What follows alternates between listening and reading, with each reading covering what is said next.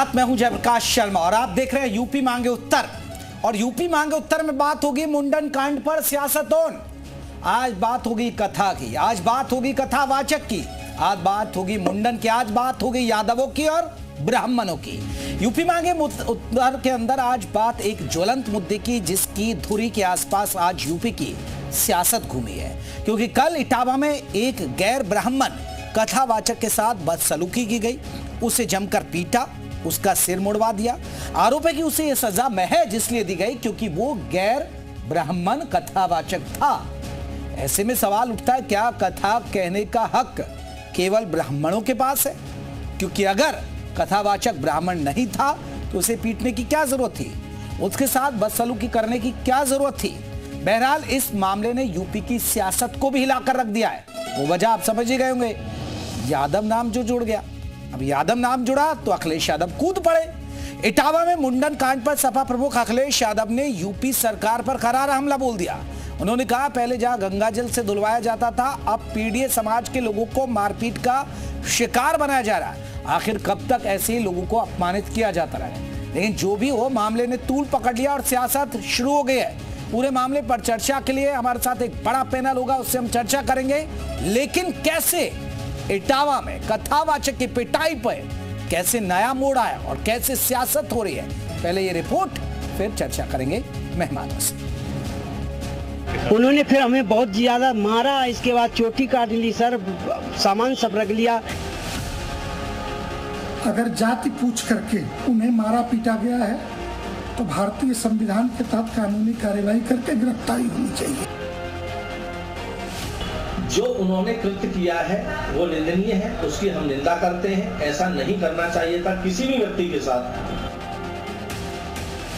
मैं नहीं करना आता है, ऐसे उंगली पकड़ रहे कि हाथ पकड़ रहे हमारी बीवी की, तो हमने बोला ऐसा क्यों कर रहे? अब तो सीमा लांघा ये वर्चस्ववादी, आखिरकार किसका आशीर्वाद है? क्या सरकार का आशीर्वाद नहीं है जिसकी वजह से सर तक मुड़वा दे रहे हैं?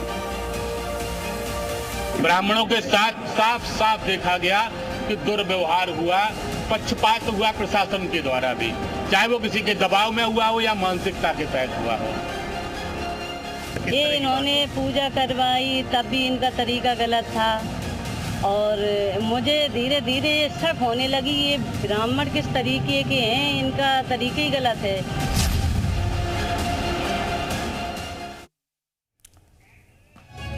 तो चलिए अब हम बात करेंगे आज के मुद्दे की, लेकिन उससे पहले कुछ महत्वपूर्ण सवाल। महत्वपूर्ण सवाल क्या है ये देखिएगा। क्या कथावाचक का ब्राह्मण होना जरूरी है? ये हमारा महत्वपूर्ण सवाल है। इसके इर्द गिर्द चर्चा। भैया ब्राह्मण है तो क्या वही कथा ही करेगा क्या? क्या एक गैर ब्राह्मण कथा नहीं कह सकता है? कथा कहने का अधिकार सिर्फ ब्राह्मण को है? क्या संविधान से बड़े हैं धर्म के ठेकेदार? क्या इस मामले पर सियासत होनी चाहिए? ये तमाम पहलू हैं जिसके इर्द गिर्द हमारी चर्चा होगी। हमारे साथ तमाम लोग रहेंगे, उनसे हम बात करेंगे कि आखिरकार ये क्यों हो रहा है। तो ये बहुत सारे सवाल जिसके इर्द गिर्द हमारी चर्चा होगी। हम अपने मेहमानों से बात करेंगे कि आखिरकार ये पूरी सियासत क्यों हो रही है।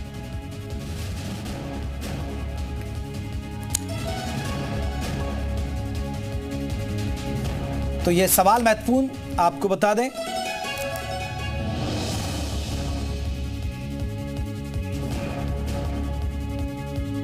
तो आज के सवाल, क्या इस मामले पर सियासत होनी चाहिए?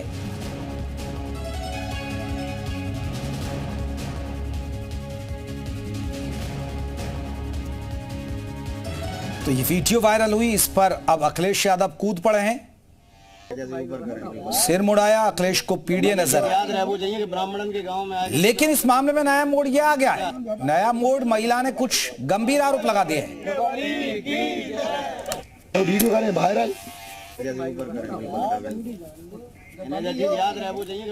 तो ये वीडियो तेजी के साथ सोशल मीडिया पर वायरल हो रहा है। और आपको बता दें, इस मुंडन कांड पर सियासत ऑन हो गई है। फिर से हम आपको बता दें, ये मामला इटावा का है। इटावा के बेबनपुर इलाके का है, जहां एक गांव में कथा हो रही थी।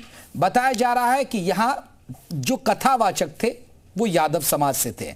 ये आरोप लग रहा है कि लोगों ने पूछा, उनकी जाति पूछी और उन्होंने कहा कि ब्राह्मण कथा कहते हैं, आप क्यों कह रहे हैं, और उसके बाद मारपीट की गई और इनका मुंडन किया गया, ये आरोप लगे, जिस पर अखिलेश यादव ने प्रेस कॉन्फ्रेंस की। अब इस मामले में नया मोड़ आ गया है। इस मामले में आरोप लगाया है कि इन पर छेड़छाड़ का आरोप लगा है। इन्होंने गलत हरकत से वहां कथा के अंदर महिलाओं को छुआ, उनको घर पर आमंत्रित भी किया भोज के लिए, तब महिला को गलत तरीके से छूने की कोशिश की। इस तरह के आरोप लग रहे हैं।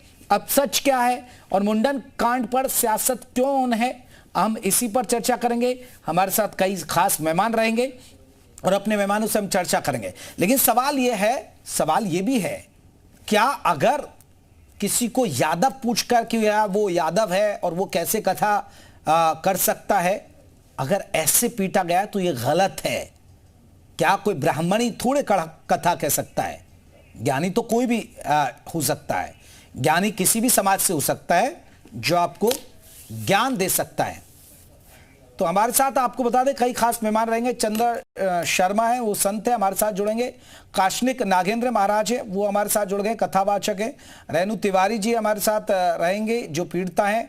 आलोक चांटियाल रहेंगे, समाज शास्त्री। अशोक यादव हमारे साथ समाजवादी पार्टी की तरफ से जुड़ गए।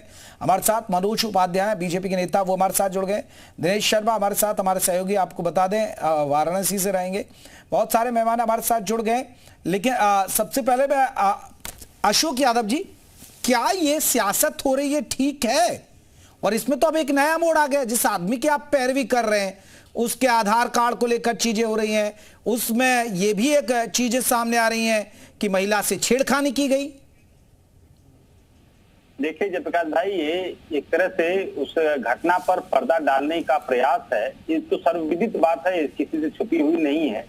लेकिन पर्दा डालने से कुछ होगा नहीं। जो हकीकत है वो देश की और प्रदेश की जनता को पता है। देखिए कबीरदास जी ने नहीं अशोक जी आपको उन पर यकीन क्यों है और महिला की बात पर यकीन क्यों नहीं? देखिए ऐसा है, जो अगर इस तरह की घटना हुई होती तो पहले संज्ञान में आती। आप बात समझिए, जब एक घटना प्रकाश में आती है कि पीड़ित समाज से आने वाले कथावाचकों के ऊपर मूत्र का छिड़काव किया गया, उनकी चुटिया काटी गई, उनको नाक रगड़वाई गई, तो वीडियो है ना सबके पास। ये तो कोई हम या कोई अपने मन से बोल नहीं रहा। तो ये सब घटना के लीपापोती करने के लिए बाद में एक प्लान किया गया होगा इन लोगों के द्वारा कि इस तरह का कर दो ताकि क्रॉस केस हो जाए, मामला थोड़ा सा लीपापोती में चला जाए। खैर वो उनसे हमें ज्यादा नहीं कहना। हमें ये कहना है कि जेपी जी की कबीरदास ने एक दोहा कहा था, जात ने पूछो साधु की पूछ लीजिए ज्ञान, मोल करो तलवार की पड़े रहन दो म्यान। तो ये आज ज्ञान की बात जब उस समय कबीरदास जी ने कहा था, लेकिन उस अज्ञानता का परिचय आज वो समाज दे रहा है जिसको हम कहते हैं मनुवादी हिंदुत्व। मनुवादी हिंदुत्व क्या है? जो लिखा गया है, ढोल गंवार शूद्र पशुनारू सकल ताड़ना के अधिकारी, ये मनुवादी हिंदुत्व है। और इसी मनुवादी हिंदुत्व की पैरोकार राष्ट्रीय स्वयंसेवक संघ और भारतीय जनता पार्टी है। आज से नहीं, जब से इनके स्थापना हुआ है। मनुवादी में होता क्या है, मुझे भी तो समझाइए ना अशोक यादव जी। देखिए मैंने कहा मनुवादी क्या होता है, ढोल गंवार पशुनारी सकल ताड़ना की अधिकारी। इसमें सारे कुछ आप जो भी सवाल हमसे पूछना चाहेंगे सारा चीज इसमें समाहित है। 2 लाइन के दोहे। देखिए मनुवादी क्या होता है, मुझे थोड़ा समझाए ना। मनुवादी मेरे दर्शकों को भी समझ में आ जाएगा। मनुवादी कौन होते हैं और क्या होता है उसमें? मनुवादी के बारे में आप नहीं, पूरा देश का जन जानता है कि मनुवादी सोच क्या है। मनुवादी सर मुझे भी तो बताइए ना। आप यादव, मैं ब्राह्मण, अब मुझे समझाइए मनुवादी क्या होता है। आप मेरे बहुत अच्छे मित्र हैं, आपसे मैं मिलता हूं, गले मिलता हूं, मिलाऊं या नहीं मिलाऊं अशोक यादव जी? देखिए कहां मनुवादी आया बताइए ना। मैं और आप में ही चलिए फैसला कर लेते हैं। जब भी हम आप मिले, क्या कितने अच्छे से मिले? इसको पर्सनल लेने की जरूरत नहीं है। अरे मैं तो पर्सनल, मैं आपसे यही तो पूछ रहा हूँ, ये मनुवादी विचारधारा क्या है ना भाई, ये तो समझा दीजिए। मनुवादी एक विचारधारा, एक कहीं भी किसी के मन में पनप सकती है।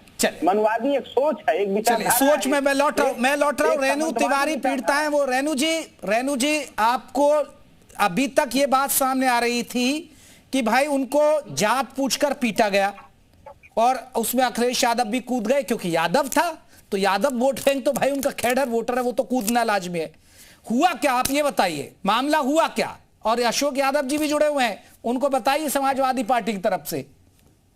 नहीं, मुझे जात से कोई मतलब नहीं है। हमारे यहाँ कथावाचक बन के आए थे, हमने उनका पूर्ण रूप से सम्मान किया, ऐसा कुछ नहीं है। उनका जो टच करना, उनका नियत ठीक नहीं थी।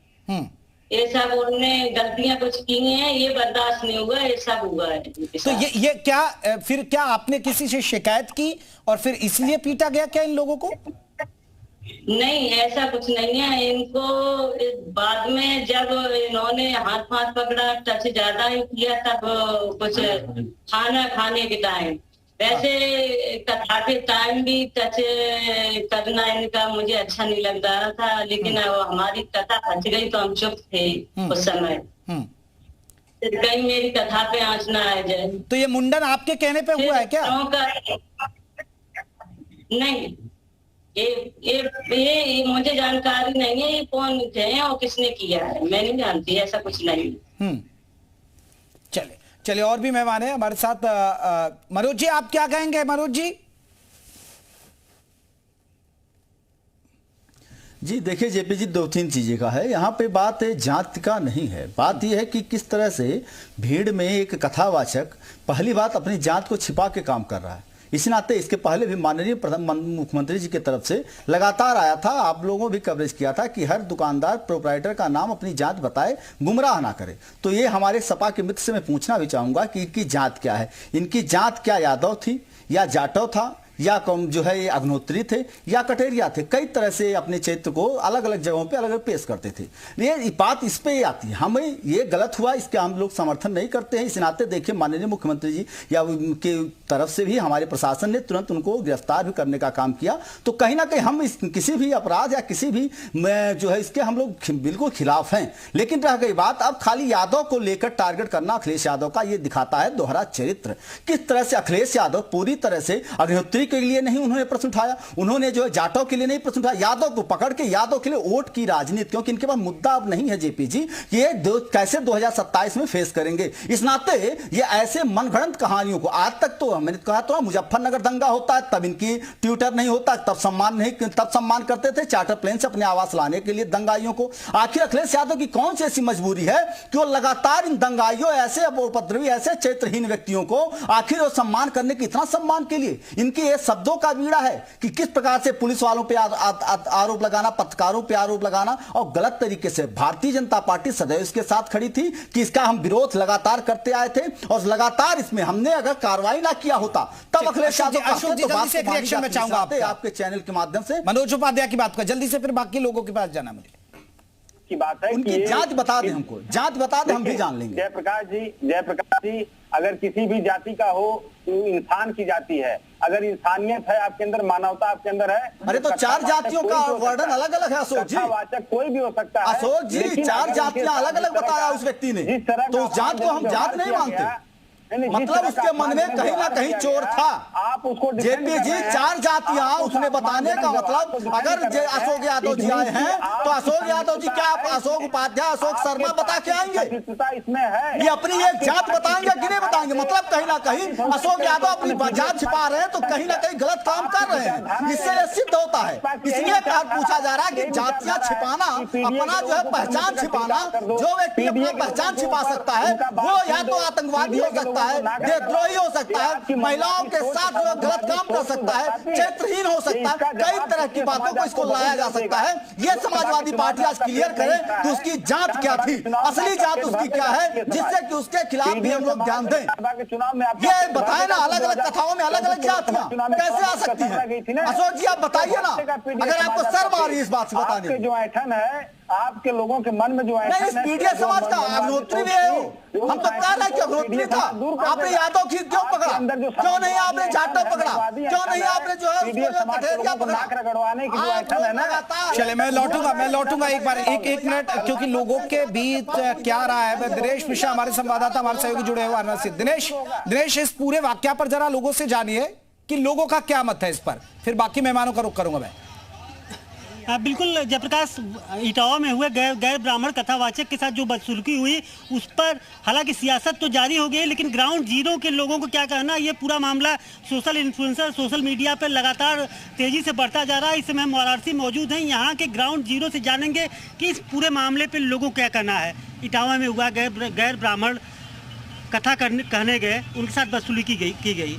इसको लेके क्या कुछ करना है? जी पहले तो नमस्कार।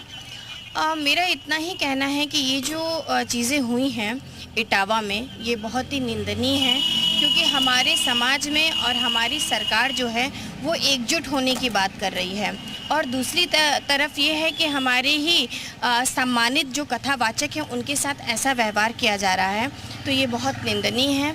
और जो लोगों ने ऐसा किया है उनको हमारे मतलब समाज के, अगर वो इटावा में जो कथावाचक उन्होंने बुलाया था उनको, ठीक है, जब उन्होंने उनको बुलाया था तो क्या उनका जात पूछ के नहीं बुलाया था? और क्या कथावाचक जाति पूछ के अब कब से आने लगे हैं? जाति पूछ के तो कथावाचक आते नहीं हैं। मतलब गैर ब्राह्मण कथा कर सकता है? जरूर कर सकते हैं। अगर वो कथा कर रहे हैं, वो शुरू से ही चला आ रहा है। हमारे संत कबीर जी क्या थे? वो गैर कथावाचक ही थे, बिरादर उनका क्या था, लेकिन वो कथावाचक बिल्कुल सही कहना है। वाल्मीकि रहे चाहे वेद व्यास रहे, गैर ब्राह्मण ही रहे, लेकिन जी हाँ, तो वो तो कथा करते थे ना। बस कथा का जो मूल्य है वो सही होना चाहिए, क्योंकि जो छोटे छोटे कथावाचक जो हैं इस समय, वो जो कथावाचक कर रहे हैं वो गलत इंटेम दे रहे हैं, गलत मोड़ दे रहे हैं। और ऐसे ही हमारे मर्यादित होना तो चाहिए, एकदम मर्यादित। जल्दी से लोगों का रिएक्शन लीजिए, बाकी लोग खड़े, जल्दी फिर बाकी और मेहमान भी हैं। देखिए, पहले तो आपको ये बताना चाहेंगे कि हम लोग काशी की धरती से, नरेंद्र मोदी के संसदीय क्षेत्र काशी से, जो कि धर्म और संस्कृत की नगरी है, और जो कार्य इटावा में हुआ बड़ा ही निंदनीय कार्य हुआ है। और कोई अगर जाति और बिरादरी की बात करता है तो इससे तो बचना चाहिए और जाति को तूल नहीं देना चाहिए। हमारे यहाँ पुराण काल से आप देखते आइए तो वाल्मीकि थे और भी तमाम कथा। बिल्कुल आपका मानना है निंदनीय है, इस तरह नहीं चाहिए। आपका क्या कुछ कहना? आप युवा हो, जो इटावा में हुआ है जाति। सर देखिए, धर्म जाति के नाम पे कभी कोई वो नहीं करना चाहिए, ये बहुत निंदा का श्रेय है। अगर हम लोग स्कूल में शिक्षा भी लेने जा रहे हैं तो उसमें भी कई रंग के धर्म है, जात के लोग हैं जो शिक्षा प्रदान कर रहे हैं बच्चों को, तब हम लोग भी क्या कहते हैं धर्म जात देख के। मैं लौटूंगा और भी मेहमान है, जल्दी से मैं एक रिएक्शन उनका भी ले लेता हूँ। चंदर शर्मा जी हमारे साथ, आपको बता दें संत है। चंदर शर्मा जी, आप कैसे देखते हैं इस पूरे घटनाक्रम को? एक तरफ महिला आरोप लगा रही है, एक तरफ ये कहा जा रहा है जाति पूछकर पीटा गया। देखिए, ऐसा है कि हमारे सनातन में, आज आप यूपी की बात कर रहे हैं, हमारे राम भगवान ने बिल्ली के बेर भी खाए, समझे, महला के वहां भी गले लगाया। तो हमारे यहाँ तो कोई मतलब नहीं है ये जात पात का। हम तो सब सनातन का मतलब प्रेम बांटना है। ये सब कुछ लोगों का अपने व्यवहार होगा जो इस चीज को करना चाहते हैं, वरना इसमें कोई नहीं है, जात पात का कोई मतलब नहीं है। हाँ, अगर कोई धोखा दे के करता है, जैसे लव जिहाद की बात करते हो, लोग जो हिंदू बन के, मुसलमान हिंदू बन के लड़कियों को उनको पटाते हैं, उनको साथ बुक करते हैं, वो गलत है। ऐसे ही अगर कोई अपने जात घुमा के बनाना चाहता है, उसको असलियत बताना चाहिए, मैं पंडित हूँ, मैं बनिया हूँ, मैं राजपूत हूँ, और तो उसको क्यों छुपाने की क्या बात है? इसमें कोई बुराई तो है नहीं। हमारे संस्कार में लिखा ही हुआ है, सब जात एक है, सब भाई बहन है, हम सब एक ही हैं, एक ही है, हमारा सनातन धर्म एक ही है। और सनातन धर्म का मूल लक्ष्य जो है वो मोहब्बत है, प्यार है, और जात पात की बात ही नहीं करते। चंद लोगों ने अपनी कुर्सी के लिए और अपने पावर के लिए ऐसी बातें कर रहे हैं, वरना जब आपके हमारे मोदी जी सबका साथ, सबका विकास, सबका कर रहे हैं, जब वो बांटते हैं, उन्होंने तो कभी हिंदू मुस्लिम सिख ईसाई में भी भेज नहीं रखा। तो हिंदुओं में और सनातनी में, सनातनी हम सब एक। चलिए, मैं लौट रहा हूँ। आलोक चांटियाल जी है। आलोक जी, क्या वाकई में अभी भी हमारे समाज के अंदर ये भेदभाव, ये जात पात, क्या अभी भी उस नजरिए से देखा जा रहा है? और क्या आपको नहीं लगता कि पॉलिटिकल लोग ज्यादा इस मुद्दे को तूल दे देते हो? नमस्कार जी, मेरा पूरा नाम आलोक चांटिया है, चांटियाल नहीं जी। मैं एक सबसे पहली बात ये कहना चाहूंगा कि जो विश्वामित्र जी थे, जिन्होंने गायत्री मंत्र की रचना करी, वो ब्राह्मण नहीं थे, वो क्षत्रिय थे, और उन्हें ब्रह्म ऋषि कहा गया था। इसके अलावा रत्नाकर, जिनको डाकू के रूप में चित्रित किया गया, बाद में वो वाल्मीकि बनते हैं। हमारे यहाँ वर्ण व्यवस्था रही है कि घर में कोई ब्राह्मण भी हो सकता था, क्षत्रिय भी हो सकता था, वैश्य भी, शूद्र भी हो सकता था। तो एक ये स्थिति तो साफ है कि जब हम आज के संवैधानिक भारत में इसकी बात करते हैं तो संविधान की प्रस्तावना का पहला जो शब्द हम है, उस हम में ये शामिल है कि कोई भी किसी जाति वर्ण का हो, वो अनुच्छेद 14, 15, 16, 17 के द्वारा संरक्षित है। और अनुच्छेद 25 में यह उसका मूल अधिकार है कि वो अपने धर्म का प्रचार प्रसार कर सकता है। यह कहीं नहीं लिखा गया है संविधान में कि कोई जाति विशेष का ही अनुच्छेद 25 में अपने धर्म का प्रचार कर सकता है, अपने उसके लिए जगह जगह जाकर कथा कर सकता है। तो यह अगर जो घटना घटी है उसमें यह सत्य सच है कि एक व्यक्ति के लिए असंवैधानिक कार्य हुआ है। और जहां तक आपने जो प्रश्न पूछा कि क्या इसका दोहन राजनीतिकरण की तरफ हो रहा है, तो मैं चूंकि मानव शास्त्र का विद्यार्थी रहा हूं, तो मैं आपको एक शब्द MM श्रीनिवास एक मानव शास्त्री हुए हैं जिन्होंने संस्कृताइजेशन जैसी अवधारणा की रचना किया था, बताया था भारत में दलित समाज जितना है या जितने जनजातीय समाज हैं उसमें यह प्रवृत्ति पाई जाती है कि वह जो अपनी मूल सामाजिक परिस्थिति है, स्टेटस है, उसके बजाय वो अपने को ज्यादातर आप उत्तराखंड में चले जाइए, जौनसार बाबर, भोटिया, ये सभी अपने को ठाकुर कहते हैं और ठाकुर कहकर अपना वो प्रदर्शन करते हैं। उनके सभी कागज पे ठाकुर लिखा रहता है, बट वो माने जाते हैं कि ये जनजाति के लोग हैं। तो यह इतना बड़ा विषय नहीं होना चाहिए था। चले, इतना बड़ा विषय नहीं होना चाहिए। काशी नागेंद्र जी, मेरा एक आपसे सवाल है, आप एक कथावाचक है, क्या ब्राह्मण ही सभी कथावाचक है या और भी जात से ताल्लुक रखने वाले? ज्ञान तो कोई भी दे सकता है, चाहे वो कोई भी जात का हो, कोई भी मजहब का हो, जिसे ज्ञान है, जिसे समझ है, जिसे शास्त्रों की समझ है, ज्ञान तो वो भी दे सकता है, वो भी कथावाचक हो सकता है। जी, मैं बताना चाहता हूं आपके चैनल के माध्यम से, हमारे भारत में शास्त्रीय परंपराएं हैं। यहां पर बताया गया है कि हमें किस प्रकार से यज्ञ, पूजा, पाठ इत्यादि करना चाहिए। भजन करने का, प्रवचन करने का, सत्संग करने का सबको अधिकार है, लेकिन जो यज्ञ, पूजा, अनुष्ठान किए जाते हैं, और भागवत एक अनुष्ठान है, यज्ञ है, उससे बड़ा कोई यज्ञ नहीं है। और भागवत व्यासपीठ की सर्वोच्च पीठ है, सनातन धर्म की व्यासपीठ। तो उस पर बैठने का अधिकारी कौन होना चाहिए, ये बहुत महत्वपूर्ण स्टेप है। भागवत कथा करने का अधिकार हर किसी को नहीं है, भागवत ही इसका प्रमाण है। उसमें स्पष्ट लिखा है कि भागवत का प्रथम स्कंद अधिकार लीला है, उसमें अधिकारी वक्ता और अधिकारी श्रोता के कथाकार कैसा होना चाहिए वो स्पष्ट बताया गया है। महात्मा में भी स्पष्ट बताया गया है। नागेंद्र जी, ये तो तय नहीं ना कि व्यास की गद्दी पर से ब्राह्मण ही बैठेगा। जी नहीं, व्यास पीठ पर जो अनुष्ठान इत्यादि कार्य हैं उन पर शास्त्रीय जो अनुष्ठान है उन पर ब्राह्मण ही उसको करने का अधिकार ब्राह्मण को ही है। जैसे कोई मर जाता है तो वहां भी 12 ब्राह्मण बिठा करके, तो क्या ये गलत था? फिर ये गलत थे यादव जो कर रहे थे? किसी का जन्म होता है नहीं, तो ये गलत संस्कार के समय ब्राह्मण को बुलाया जाता है। नहीं, नागेंद्र साहब, नागेंद्र जी, तो ये गलत था, फिर ये यादव कथा कह रहे थे, तो ये गलत कर रहे हैं, इसका मतलब आपके नजर में? मैं बताना चाहता हूं, अगर भागवत कथा कर रहे थे वो तो गलत था, और उनके साथ जो इस तरह का कृत्य हुआ है वो गलत है। जो भी कथाकार, जिसको भी आपत्ति थी, सनातन धर्म के संत धर्माचार्यों के पास आकर के बात रखते हैं। क्या धार्मिक धार्मिक काम ये सब जात देखी जाएगी क्या नागेंद्र जी? नागेंद्र महाराज जी, क्या इसमें भी धर्म देखा, जात देखी जाएगी क्या कि ब्राह्मण व्यास की गद्दी पे बैठेगा? अनुष्ठान करने का अधिकार सिर्फ ब्राह्मण को है, जनेऊधारी ब्राह्मण को है, गायत्री जप करने वाले ब्राह्मण को है, संध्या करने वाले ब्राह्मण को है। हर कोई अनुष्ठान नहीं कर सकता। आप प्रवचन करिए, सत्संग करिए, भजन कीर्तन करिए। अशोक यादव जी सुना आपने? लेकिन भागवत कथा करने का, मैं जवाब ले लेता हूं। अशोक यादव जी सुना, नागेंद्र जी कह रहे हैं कि इसको तो ब्राह्मण ही करेंगे। जी प्रकाश जी, मुझे लगता है कि जो नागेंद्र जी कह रहे हैं यही सोच भारतीय जनता पार्टी की है, यही सोच नागेंद्र जी की जो सोच है, सेम वही सोच भाजपा आरएसएस की है। तभी हमारे पूर्व मुख्यमंत्री माननीय अखिलेश यादव जी जब आवास खाली किए तो योगी सरकार ने उस आवास को गंगा जैसे धुलवाने का काम किया। यही नागेंद्र जी की सोच है, यही सोच इनकी है कि पिछड़ों को, दलितों को जानवरों को समझा जाता है। यही तो हमने कह रहे थे, इतना गंदी मानसिकता वाले लोग हैं, इतना कुत्सित मानसिकता वाले लोग हैं, ये इंसान को इंसान नहीं समझते हैं।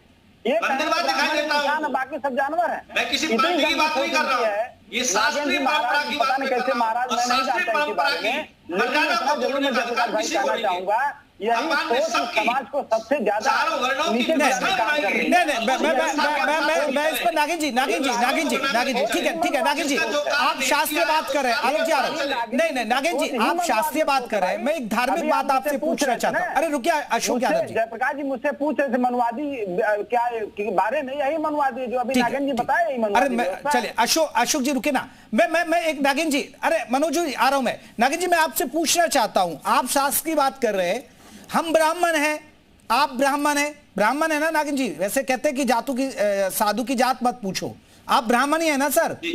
लेकिन भगवान श्री कृष्ण तो यदुवंशी थे, यदुवंशी कुल के थे, हम उनको पूजते हैं, तो क्या फिर गलत कर रहे हैं क्या फिर ब्राह्मण? वो भगवान को जाति में मत बांधिए, तो फिर सर चैतन्य फिर आप क्यों बांट रहे हैं इसको? अलग है। और उन्होंने सुदामा के चरणों को धोया, एक ब्राह्मण की पूजा की है और उन्होंने दिखाया है, या भगवान कृष्ण ने ये दिखा दिया कि ब्राह्मणों से ही पूजा पाठ अनुष्ठान इत्यादि कराना चाहिए। सुदामा का सम्मान करके भगवान ने दिखा दिया।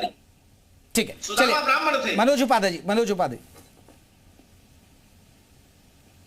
देखिए जेपी जी, यहाँ बात जात की नहीं हो रही है, बात है उसमें जो प्रवचन करते हैं। तो अगर जात का मामला आता तो पहले दिन में ये घटना हो जाती, दूसरे दिन हो जाती, लेकिन प्रवचन के दौरान अगर किसी प्रकार से भीड़ को अग्रसित करने के लिए कुछ ऐसी बातें कही जाती है जातगत बातों के लिए, तब वहां पे भीड़ इस तरह से इकट्ठा हो।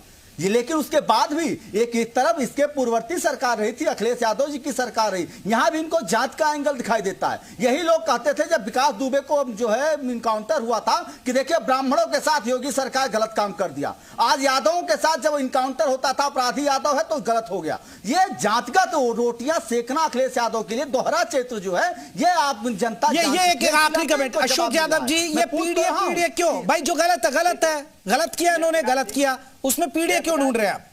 देखिए जाति देखकर जब छीन नौकरी छीन लेती है, जाति देख के जब इनके लोग मूत्र छिड़काव करते हैं, जाति देख के जब किसी का किसकी छीनी गई सबूत इनसे मांगे, सवाल उठा देते नहीं किसकी छीनी गई जात देखकर? जेपी जी से पूछे किसकी जात देख कर किया? ये समाजवादी की जात थोड़ी सरकार थोड़ी ना है कि जो है यादवों को नौकरी मिलेगा, मुसलमानों को नौकरी मिलेगा, उनके कब्रिस्तानों में उनकी बेटियों को 30,000 कन्याधन मिलेगा और हिंदू की बेटियों को 20,000, ऐसा थोड़ी ना होता की बात कर लेंगे। ये भारतीय जनता पार्टी की सरकार सबका साथ सबके विकास से चलती है और सबको हमने बराबर अधिकार देने का काम किया। सर सबका साथ सबका विकास, लेकिन जो हुआ वो गलत हुआ। कुछ कहते हैं कि ब्राह्मण समाज ही व्यास की गद्दी पर रहेगा और वो अपनी बात कहेगा। आप सभी का बहुत बहुत शुक्रिया। दिनेश आपका भी बहुत बहुत जानकारी हम तक पहुंचाने के लिए।